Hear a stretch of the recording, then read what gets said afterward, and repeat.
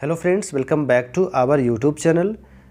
अगर आप चैनल पे पहली बार विजिट कर रहे हैं तो चैनल को सब्सक्राइब कर सकते हैं। 2004 के बाद से नियुक्त वैसे कर्मचारी जो एनपीएस में सेवारत थे या एनपीएस में सेवारत हैं, उनको भारत सरकार एक बार की अवसर दे करके यूनिफाइड पेंशन स्कीम में जाने की छूट 1 अप्रैल 2025 से पहले प्रदान की है।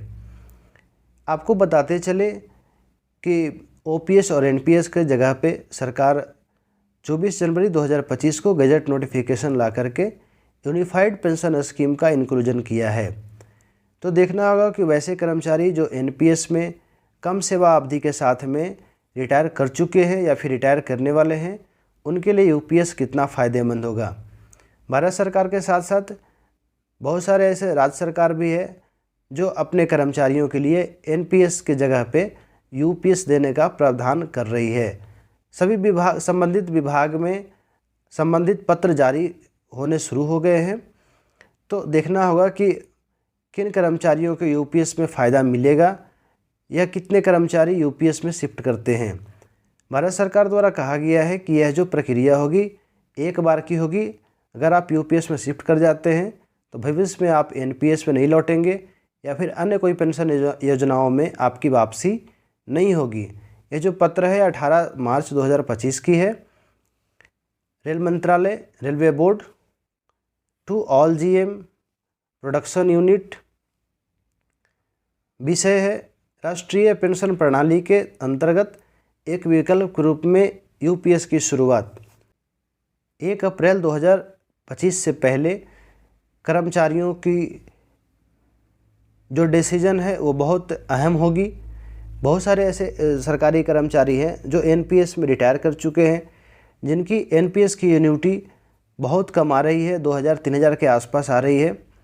तो क्या सरकार उनको गजट नोटिफिकेशन के अनुसार 10 साल की सेवा अवधि के बाद एश्योर्ड पे आउट के रूप में 10,000 देने का जो वादा किया है उसमें खरे उतरेगी। लेकिन उसमें एक कंडीशन लगाया गया है कि आप जो रिटायर कर चुके हैं एनपीएस में ऐसे कर्मचारी, उनकी जो निकासी की गई राशि है और जो एन्युटी उनको पेड की गई है उसकी समायोजन के बाद उनकी यूपीएस में पेंशन को कैलकुलेट किया जाएगा।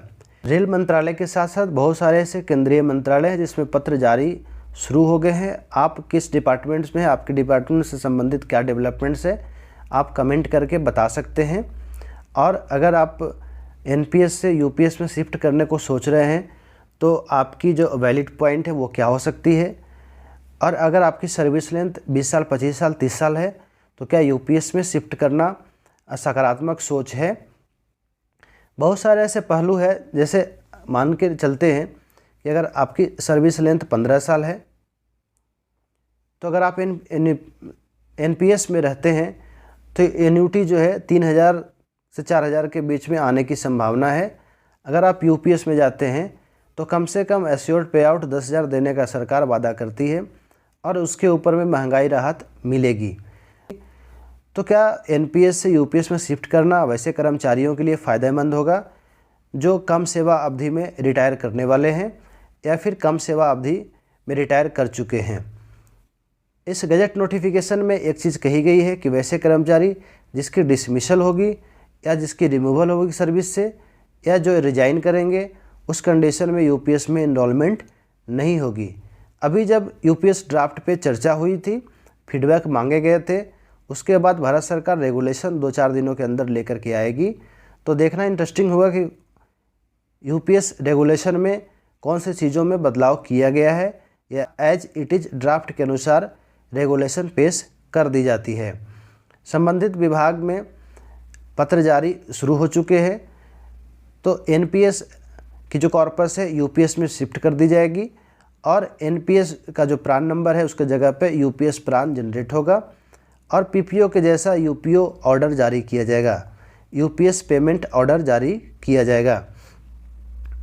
वैसे कर्मचारी जो एनपीएस में रिटायर कर चुके हैं उनको फॉर्म B1 भरना पड़ेगा, साथ ही साथ सब्सक्रिप्शन फॉर्म भरना पड़ेगा। उनके लिए वैसे कर्मचारी जो पहले एनपीएस में रिटायर कर चुके हैं उनके लिए कागजात के रूप में आधार कार्ड, पैन कार्ड, प्रान कार्ड, और उनके स्पाउस के साथ बैंक अकाउंट होना चाहिए। साथ ही साथ उनके स्पाउस के साथ जॉइंट फ़ोटोग्राफ होनी चाहिए। उसके साथ साथ जो स्पेसिमेन सिग्नेचर है उसका 2 कॉपी होनी चाहिए। ये सारी बातें हम लोग आगे और भी वीडियोस में करेंगे। तो अगर आप चैनल पे पहली बार विजिट कर रहे हैं तो चैनल को सब्सक्राइब कर लीजिए। और आपकी बेसिक सैलरी क्या है, आपने कितना निकासी किया है, उसके आधार पे यूपीएस की गणना की जाएगी। एक तरफ एनसीजेसीएम स्टाफ साइड और जितने विभाग के कर्मचारी संघ ने ओपीएस की मुद्दा पे सरकार के साथ कोई समझौता करने का निर्णय नहीं लिया है। दूसरी तरफ भारत सरकार अपने कर्मचारियों को टाइम बाउंड दे करके जल्दीबाजी में यूपीएस देना किस हद तक जायज़ है, इस संबंध में देखना होगा कि सदन के भीतर विपक्षी दलों का क्या रुख होता है। सरकार को यूपीएस के संबंध में घेरने का काम करेगी या फिर सरकार के साथ हो जाएगी। सरकारी कर्मचारियों के लिए उनकी सेवा अवधि के उपरांत मिलने वाले बहुत से ऐसे पोस्ट रिटायरमेंट बेनिफिट्स है जो यूपीएस में ख़त्म कर दी गई है। यूपीएस में स्वैच्छिक सेवानिवृत्ति की जो अवधि है उसको 20 साल से बढ़ा करके 25 साल किया जाना और तत्काल प्रभाव से यूपीएस में पेंशन शुरू ना किया जाना एक बहुत बड़ा नकारात्मक पहलू निकल के बाहर आता है। यूपीएस को एनपीएस के जैसे कंट्रीब्यूटरी पेंशन बनाना कर्मचारियों में असंतोष का मुख्य कारण है। कर्मचारियों का मांग है कि यूपीएस की जो इंडिविजुअल कॉर्पस है उसको जीपीएफ के रूप में बदल दिया जाए। तो इतनी सारी एनोमलीज के साथ सरकार क्या यूपीएस को लागू करेगी या रेगुलेशन में कुछ बदलाव नज़र आने वाले हैं? आपकी क्या राय है, आप कमेंट करके लिख सकते हैं। आज के लिए इतना ही, मिलते हैं अगले वीडियोस में। तब तक के लिए अपना ख्याल रखिए। Thank you.